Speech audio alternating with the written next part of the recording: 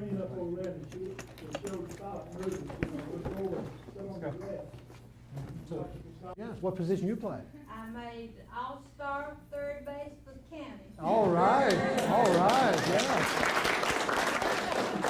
Did any of the other ladies play, or do you remember going to games for women, where women were playing? She played a little.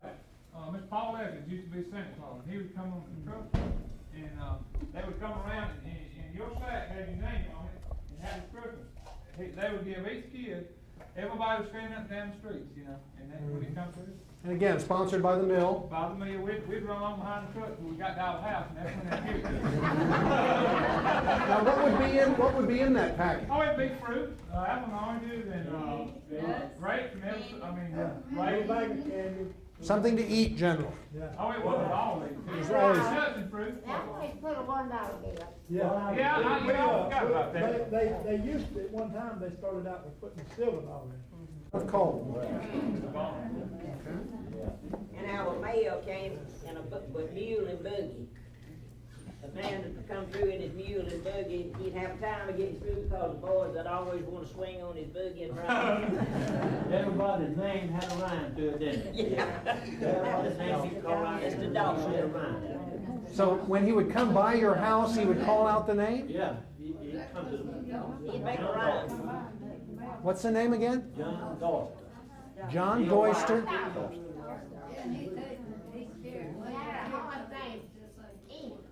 If he got in the crowd and couldn't get by, he'd say, "Come on, speak up."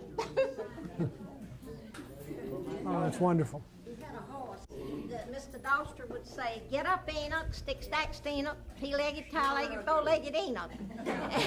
And the old horse would go, you know.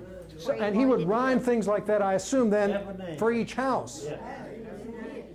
You know, he'd go between the Raymond, he'd go to Raymond about 4, 5, 6 miles, and if he found a letter come back to East Union, he'd turn around, come back and bring it. He would, he'd come over in the mail, and he'd come in the mail and bring the mail over that to you. Carried mail till he couldn't. Yeah. He used to get cold in the wintertime in the orchards and places. And this fellow, he had a one-horse wagon, and he would peddle them apples, and he'd holler, "Children, children, run as fast as you can. Tell your mama you're the apple man." That was him, too. That was a few years ago, I bet, wasn't it? Just a few years ago, yeah. To get this straight, these mailboxes wasn't in each individual house. At the end of the street, there was a row of them, maybe 20 Okay. sitting up on a box, and he just come from street to street, but they wasn't in each individual. So it wasn't through the streets, it was like down Main Straight Street. down through. These are things which were written at the time we're talking about. These aren't just memories now of what it was like, and one of them is very close to us all. In fact, it was written by Etta May and the other Zimmerman's dad, and was written in the 1930s. But I've got another one, and of course I'm reminded of what you said about Hogansville, because of course just up the road, a few miles, 18 I think you said, is another mill area. And I have here a letter that was written in 1933. Now, of course, that was a big year. That was the year, of course, of the depths of the Great Depression, when banks were closing.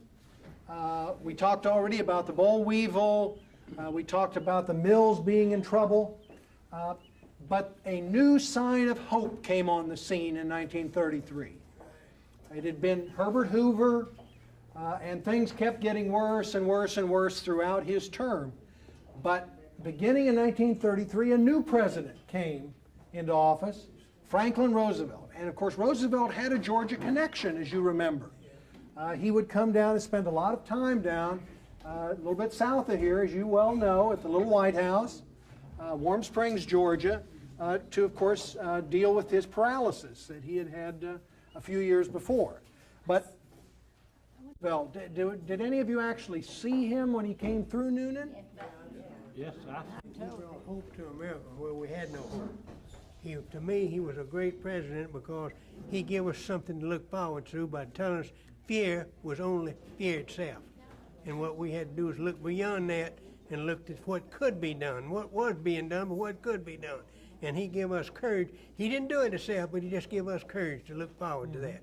And He put boys to work on WPA. Yeah, he organized WPA and CC camps and put the boys in there. Were any of the, I guess this was male, although I think there were some WPA workers that were female, but all the CC, I worked on WPA, yes. WPA or CCC, were there any of the rest of you that? Worked on WPA. He helped build some bridges here Uh-huh. in Ada County.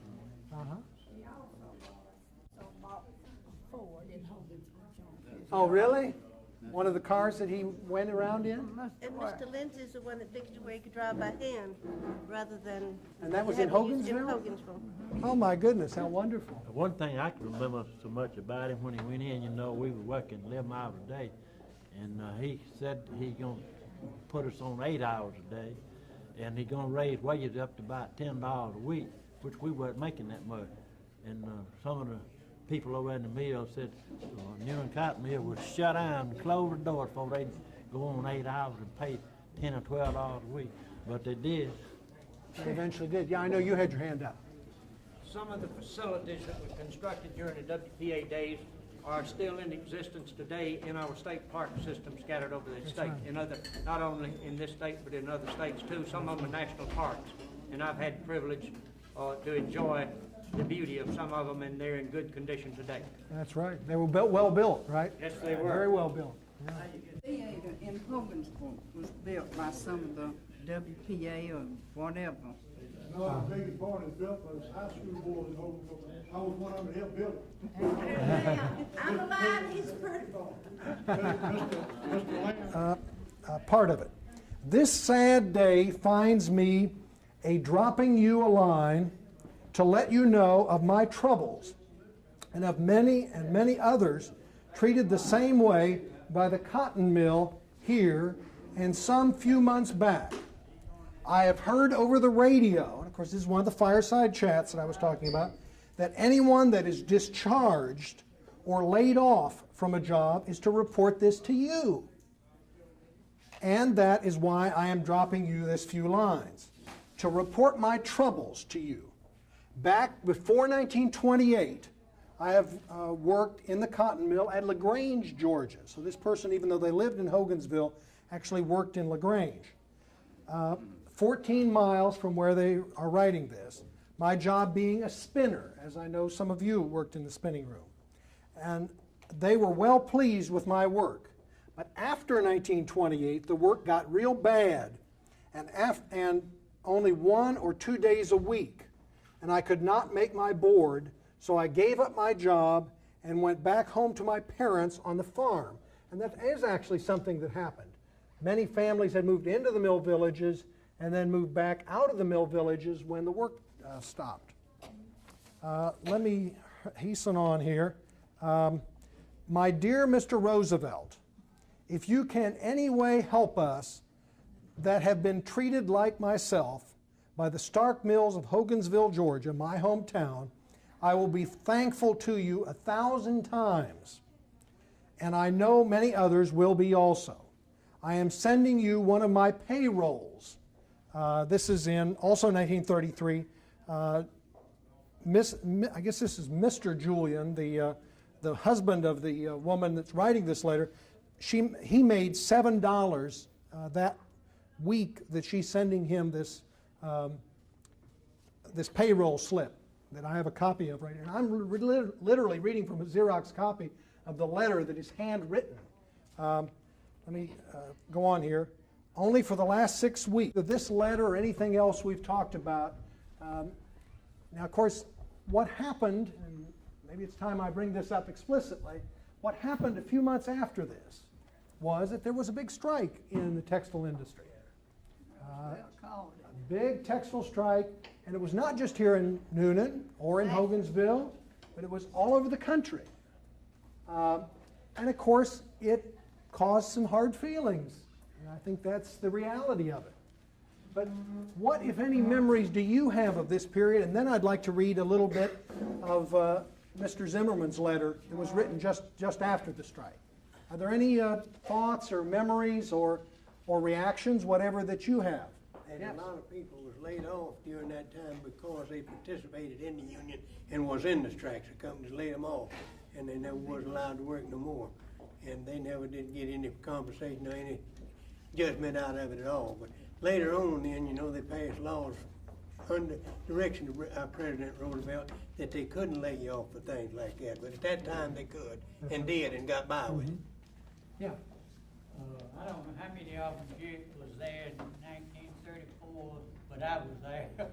And this boy's brother run a store out there, and he fed us all on credit from 1 week to the other. So times got so hard, he just got where people couldn't pay all the bill every week. We wrote out checks one weekend. We went up there and he said he was going on cash and wasn't gonna sell them on credit. We could take our check and pay for it and then pay the balance what we already owed, you know, as we could along. That's the biggest shock that more people had there than I ever seen that. So when the strike occurred, they no longer had credit at the store, is that He right? went off from credit To cash. buying on credit from 1 week to the other, you know, and he went cash in straight.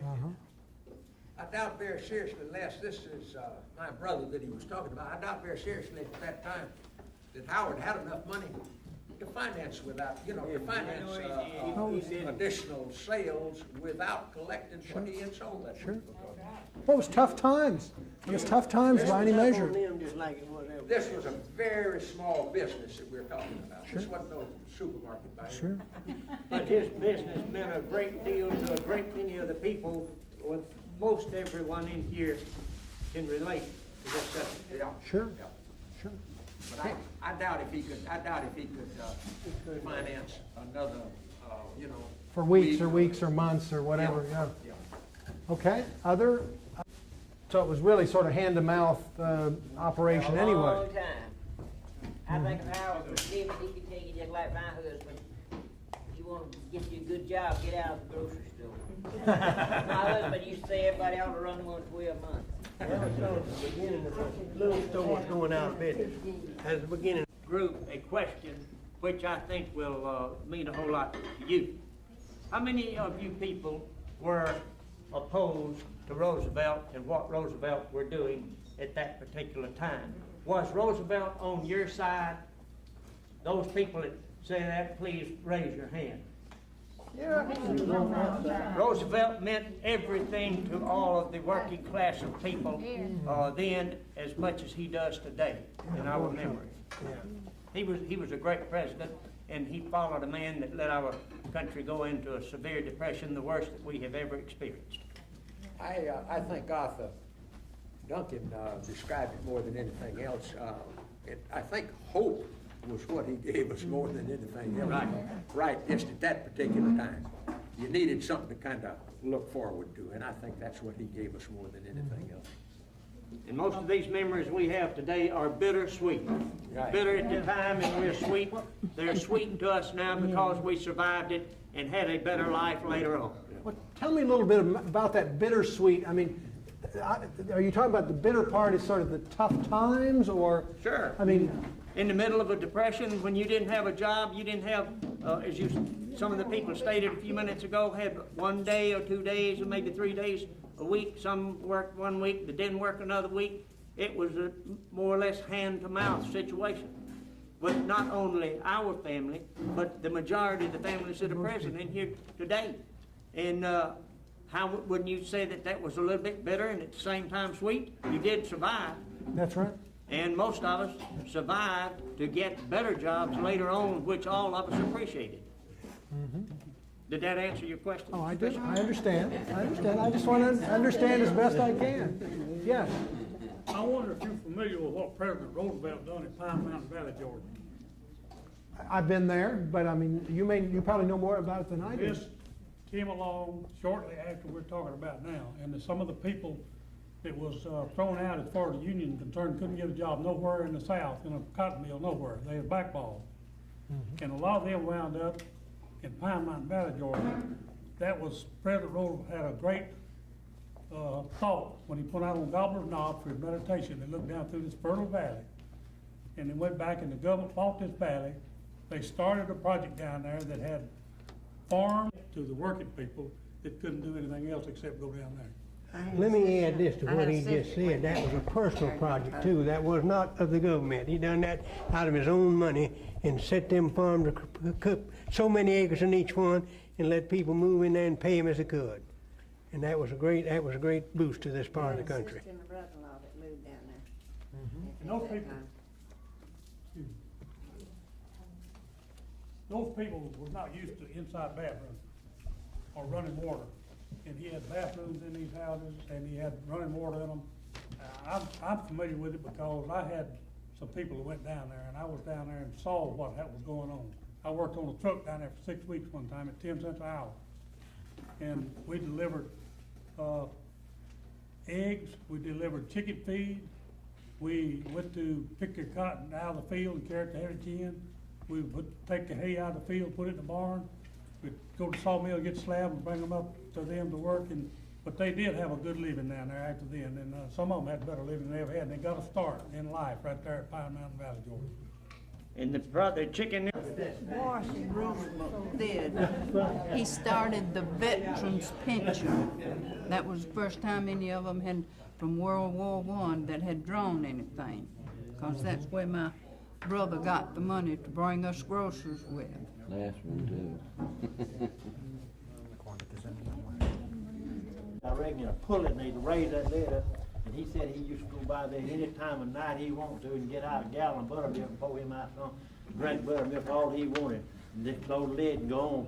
I said, you can't do that now, somebody kill you. Yeah.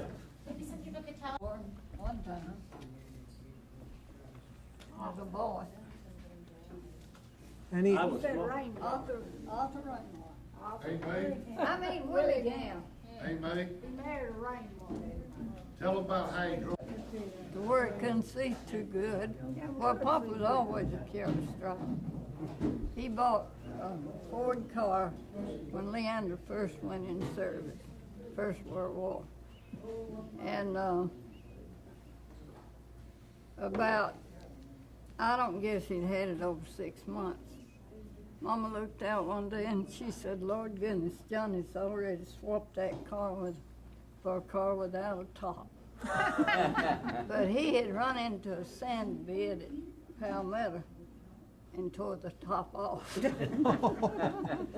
What I remember about her daddy, that he run an ice wagon on the village, and I was just small then. We'd follow that ice wagon all over the village getting ice, where he'd cut off 25 pounds, 50 pounds, there'd be some chips there.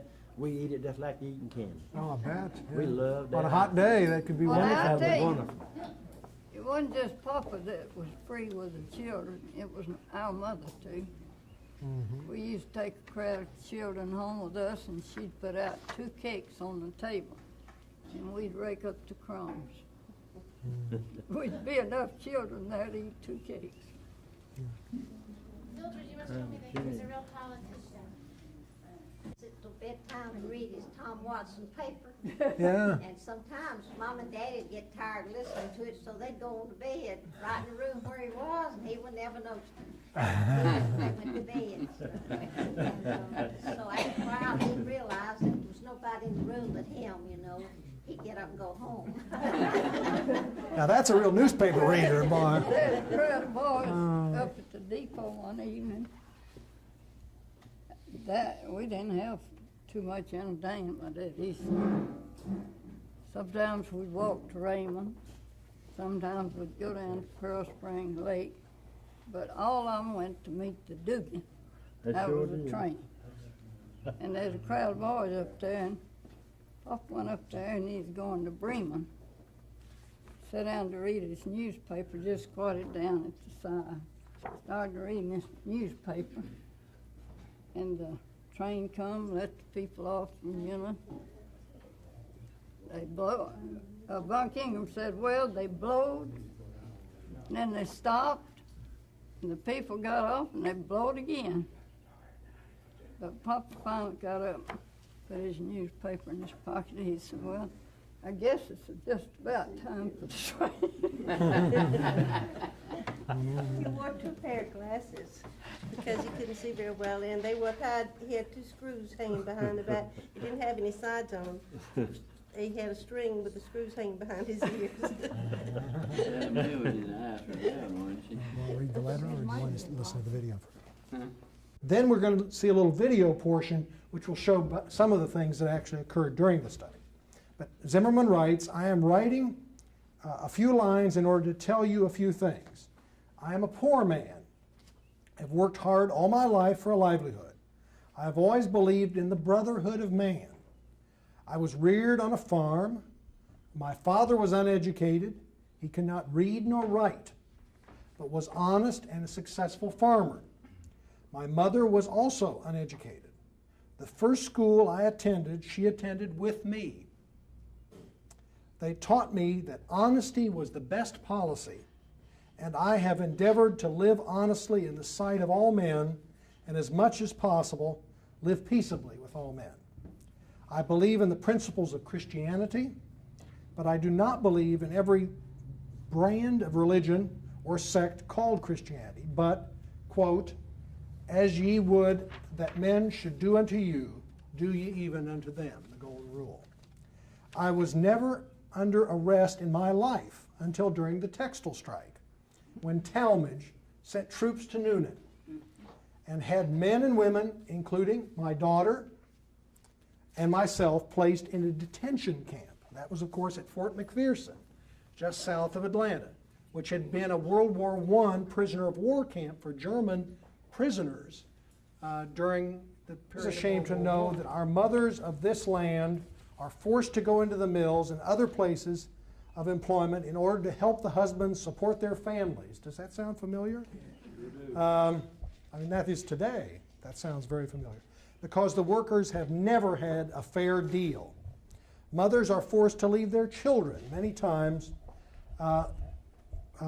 with others who they would not, but they must help their husbands when they cannot get work in order to get by. I'm not so well educated, but I have common sense. Sincerely yours, J.M. Zimmerman. Fascinating insight into the conditions of that day and very reminiscent of some of the problems we deal with today. But again, are there, were any of you, I guess, Edame, you were in the internment camp, right? Yes. I assume none of the rest of you were rounded up during that period?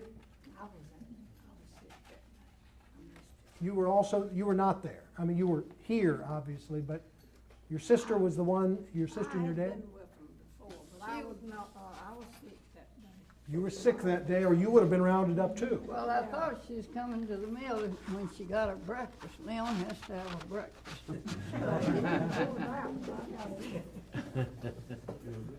Well, what are memories of that time, of that, I think it was about Labor Day, of September of 1934, if I remember correctly? What memories do people have of that period? Well, now, they wasn't just people from Hogan. Oh, of course not. Yeah. There was people from LaGrange. Both mills at Noonan. But if you was in your hometown, they didn't care you. But if you was from town next door, up at the other town, they would get you. I didn't know why the women from Sergeant George was there. But there's from Sergeants and Hogansville, LaGrange, and Young.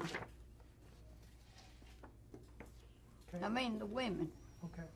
Of course, something that was happening at all this time, I don't know whether there's anything that either of you want to add, but part of what was happening at this time was that there was a primary for governor occurring at this time with Gene Talmadge, Herman's dad, running.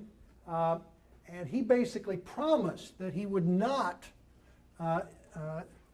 intervene in this strike, that basically he would let it occur. And so he promised during that campaign leading up to the primary, which he was running for governor, that he wouldn't do anything. Was it, Edame, was it you that told me that He would not send out no troops. that He wouldn't try to break the strike. she had talked to a guardsman that had, of course, had rounded her and her father up, and that Got the governorship. They called them out at 2 o'clock in the morning. And this little fellow wasn't nothing but a teenage boy. so But they hadn't had anything to eat. He kept his promise 2 hours though. 2 hours, how long he kept his promise. Yeah, 2 hours after he was elected. Yeah. So obviously, he reversed course and did break up the strike immediately after promising during the whole campaign that he would not do that. Yes. Other memories or reactions that people have?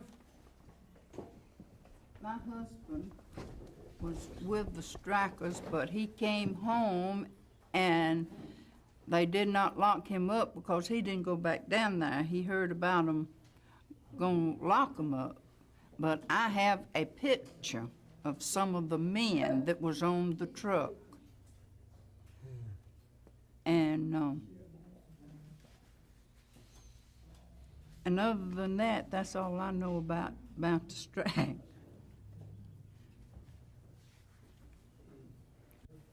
Thoughts or? We do have a little, I'm sorry. Did someone start to say something? We were still having union meetings. You didn't have union meetings in the homes. But this elderly man, we call him Grandpa and Grandma Johnson, told Mr. Pritchett one time, he said, you know, them Zermans are still having meetings, union meetings out there. He said, well, our God, they live out there. They can do it if they want to. I shouldn't have said that, but that's what Mr. Pritchett, what's his name? Mr. Andrew. Huh? Mr. Andrew. He is an elder man too. I'd like to show